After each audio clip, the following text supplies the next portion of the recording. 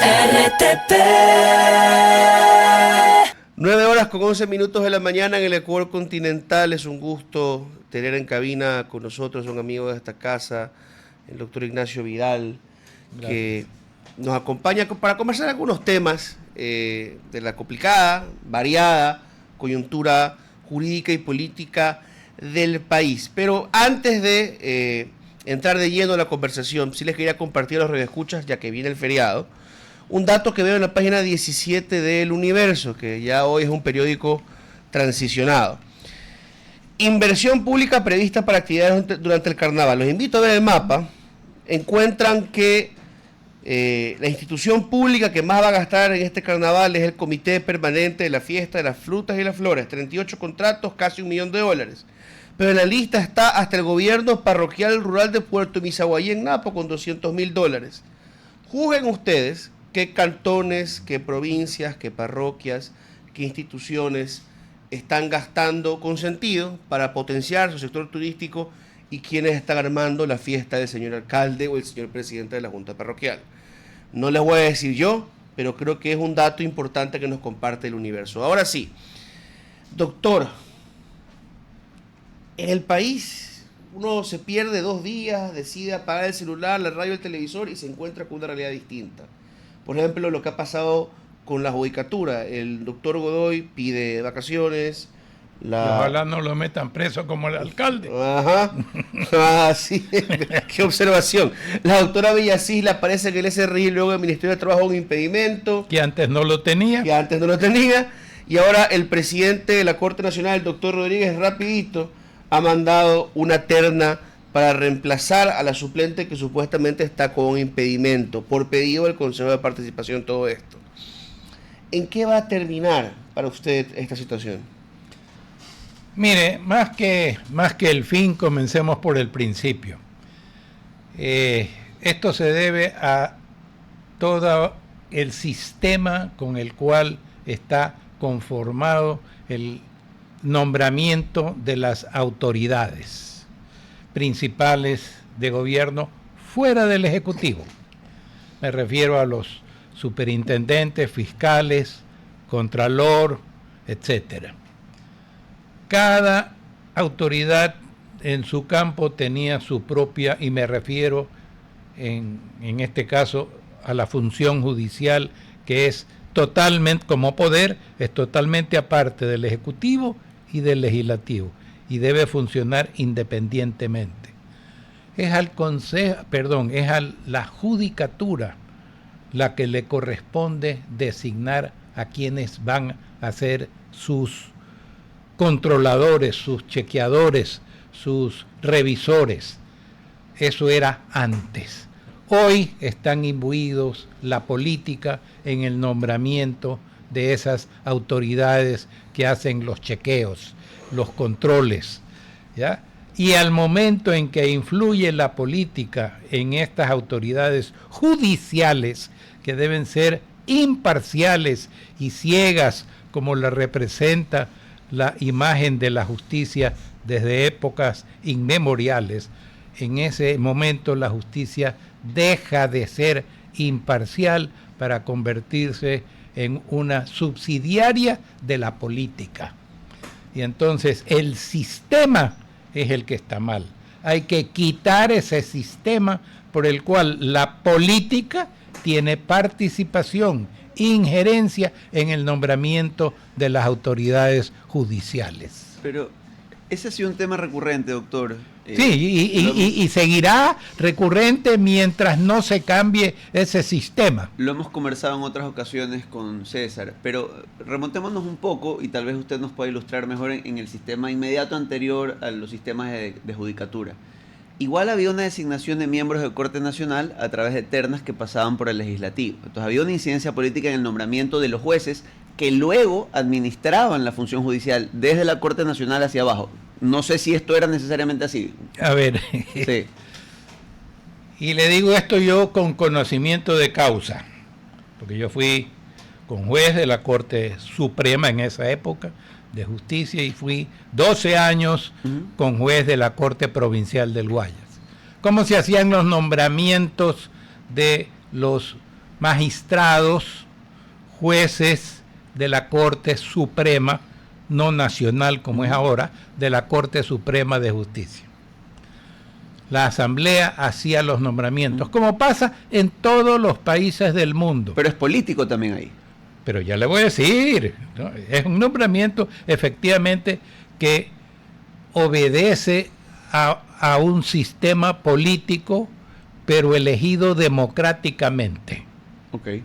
Porque los asambleístas son elegidos democráticamente. Sean buenos o malos, eso no importa, pero son elegidos democráticamente. Y le voy a poner un ejemplo.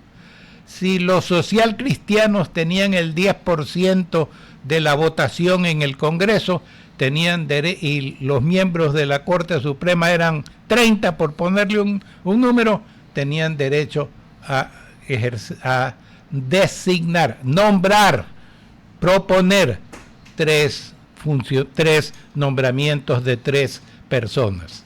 Pero ese nombramiento de 3 personas cuya tendencia era afín al socialcristianismo, por ejemplo, ¿no verdad?, estaba sometido el escrutinio a todos los asambleístas, no solamente a los del social cristiano, que podían imponer a cualquier ficha como designados, sino que salían los del Partido Comunista y decían: no, el señor fulano de tal, mire que tuvo esto, violó a una niña hace ni sé cuánto tiempo, giró cheques sin fondos, entonces no es un hombre probo, es decir, un hombre correcto en su vida, y se lo desechaba a ese señor.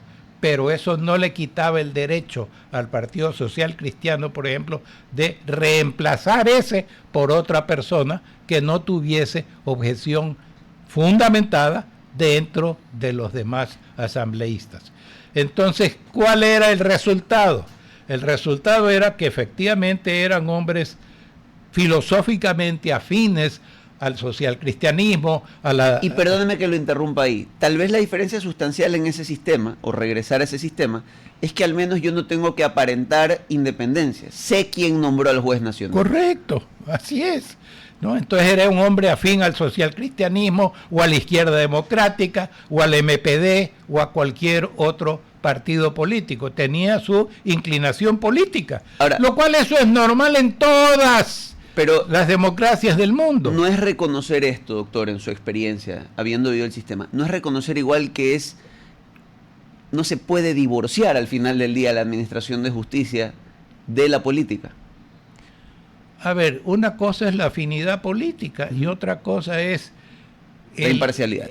La parcialidad que no tiene que demostrar el juez que es nombrado.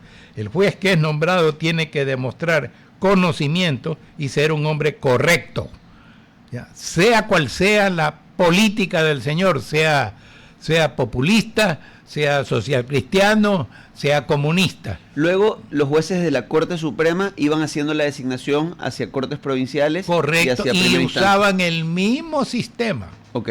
Y todos los jueces de la Corte Suprema podían impugnar internamente, obviamente, nada de procesos de impugnación.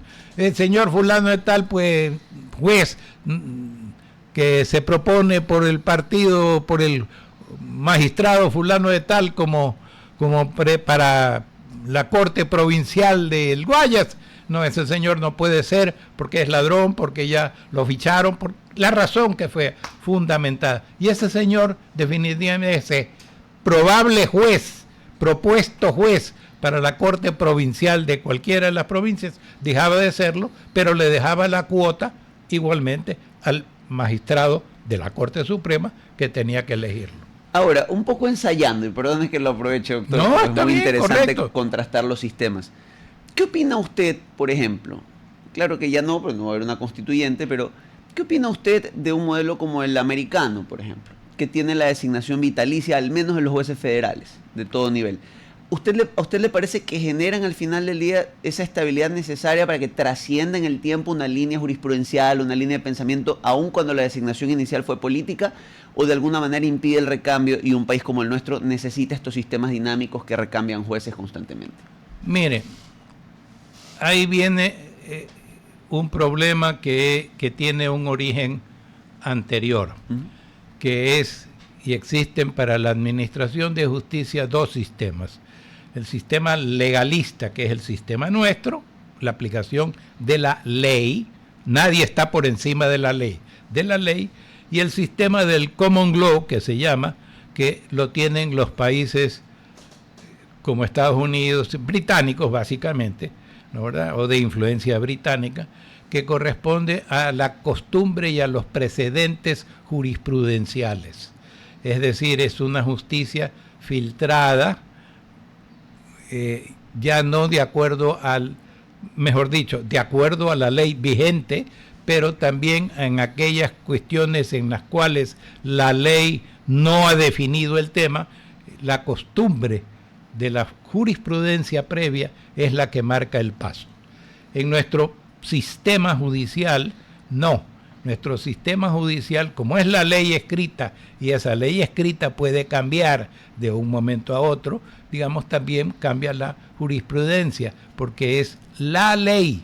En el otro es la costumbre. Entonces conserva al juez para prorrogar la costumbre hasta donde se pueda. Correcto. Okay. Esa es la razón de por qué en un sistema es vitalicio y en el otro sistema no es vitalicio. Tiene su razón de ser, tiene su lógica.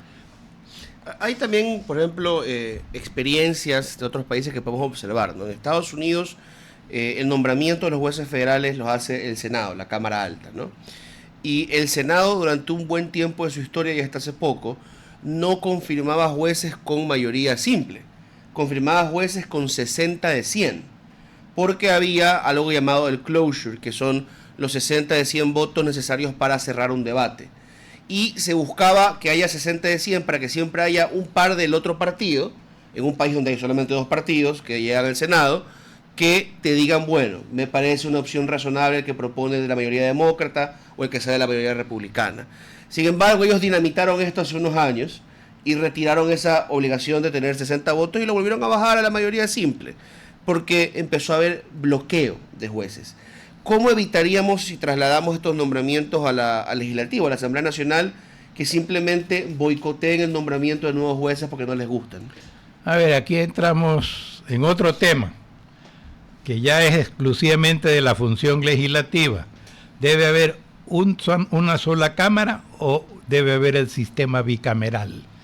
Entonces, yo he empezado a pensar que bicameral. En los Estados Unidos el sistema es bicameral, derivado de Inglaterra, que el sistema es parlamentario y es igualmente el de los comunes, en la Cámara de los Comunes, que sería el equivalente a la Cámara Baja, y el de los Lores, que es el equivalente a la Cámara Alta, ¿no, verdad? Senado y diputados. Es un sistema distinto, que también el Ecuador lo tuvo, y cuando lo tuvo buenos éxitos, tuvo buenas leyes, no habían los cenicerazos, ni recordemos. El concepto para nuestra audiencia, doctor, pues básicamente es tener una Cámara de Legisladores proactiva, la Cámara Baja, digamos, en nuestro modelo, el modelo americano es distinto, el modelo inglés es distinto, pero en el nuestro una Cámara activa baja y una Cámara de Legisladores con mucho más aplomo, mucha más trayectoria a nivel senatorial. Correcto, sí, eso era lo que el país tenía antes, por eso volvemos otra vez al principio. El sistema es el que está mal, el sistema es el que hay que corregir. Y hay que sacar lo bueno que se tenía antes, que antes había dos cámaras, senadores y diputados. Lo que pasa es que efectivamente había un desequilibrio democrático, por llamarlo de otra manera. Se concebían los senadores funcionales, que los senadores funcionales eran designados por las cámaras de comercio y agricultura. Entonces, el agricultor, por ejemplo, tenía doble voto. El voto para su senador y el voto para el senador normal para la votación y para el diputado normal. Era acción preferida, dirían los societaristas. Era acción preferida, así es, efectivamente. Eso se quitó y está bien que se haya quitado, porque que yo conozca, de lo que he visto y leído, no conozco que en otros países existan estos, comillas, senadores funcionales. Ya no, es... legado del corporatismo de los años 30, imitando a los italianos. Pero, Nino, rápidamente, porque esto del Senado es algo muy interesante. ¿Qué tantos senados hay, no? Y de qué tantas formas. Por ejemplo, el Senado estadounidense tiene mayores poderes para poner o remover a funcionarios federales. El Senado español es, como la Cámara de los Lores británica, débil. No puede bloquear la aprobación de ciertas leyes, sino simplemente demorarla. No tiene iniciativa para muchos tipos de proyectos de ley, sobre todo los que tienen que ver con fondos presupuestarios. En Italia tienes un Senado donde hay senadores de por vida que salen de las artes, de la ciencia, ciudadanos con el mérito más alto y el respeto de todos. En Colombia, el que queda en segundo puesto en la carrera presidencial gana un escaño en el Senado, y el que queda en segundo puesto para la vicepresidencia gana un escaño en la Cámara Baja. O sea, hay diseños de sobra, ¿no? El problema es que en Ecuador siempre decimos, no importa la ley o el diseño, la trampa la van a encontrar. Sí, echa la ley, echa la trampa. Ajá. Y aprovechando justamente lo que señala César sobre los modelos, sabiendo que hemos perdido, digamos, al menos al corto plazo, un cambio en la estructura legislativa, ¿qué sugeriría usted en una reforma eventual para la designación de jueces? Regresando a este modelo de designación por legislativo, ¿cómo lo propondría usted, doctor? A ver, el sistema anterior permitía, no era perfecto, no era perfecto. Habían jueces corruptos, sí habían jueces corruptos a niveles inferiores, pero a nivel de la Corte Suprema de Justicia, si uno insinuaba que iba a sobornar a alguien, el juez lo mandaba sacando. Es decir, había seriedad a nivel de la Corte Suprema de Justicia.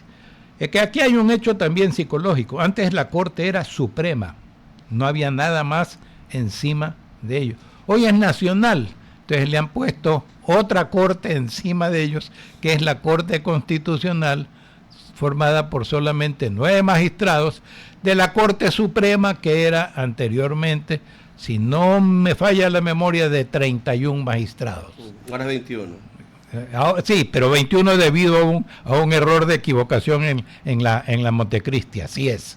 Porque dijeron, sí, los jueces de aquí, pero eliminemos esta sala y esta sala. Y entonces... y interesante, también viene por el propio diseño garantista de Montecristi, pero cómo esta Corte Constitucional, contra la voluntad de sus integrantes, se ha vuelto una corte encima de la nacional, porque hoy en día muchos recursos constitucionales son cuarta instancia, básicamente. A ver, no, en eso, ese ha sido uno de los trabajos, tal vez podríamos decirlo, de la constitucional post Consejo Transitorio. Han ido limitando el alcance de la extraordinaria protección para tratar de transformarlo efectivamente en un recurso extraordinario en materia constitucional. Es decir, tú solo debes ir a la constitucional si durante la tramitación de tu proceso evidenciaste violaciones de los derechos constitucionales al debido proceso y la defensa. Correcto, pero lo que digo es... Ellos han tratado de contenerlo de esa forma, porque se convirtió de en algún momento dado sí se convirtió por encima de la Corte Suprema y eran 9 jueces supremos, entre paréntesis. Que más o menos algo tuvo en esa línea, lo digo como un lego, la sentencia que le cae encima al señor Muentes, ¿no? Que le decían, usted está buscando lo que no ganó en la vía contenciosa, sacarlo por la vía constitucional. Sí. Ese es un resultado de la extraordinaria protección actuando sobre una garantía constitucional, pero en ese caso concreto, pues efectivamente, pues por el diseño del sistema constitucional se demostró un abuso en la institución, pues, ¿no? Es por lo menos lo que ha hecho la Corte de reciente data. No, y antes había abuso porque era la cuarta instancia. Ahora, en ese caso en particular, garantías constitucionales, pues ahí no tienes casación. Entonces, de alguna manera solo atravesaste 2 instancias y sin efecto suspensivo mientras se maneja la apelación.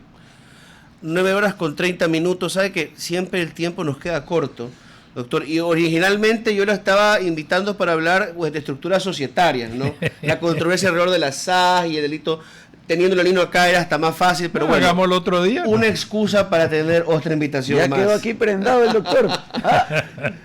Un gusto tenerlo con nosotros. Gracias a ustedes. Buen día. Muy amables. Buenos días. RTP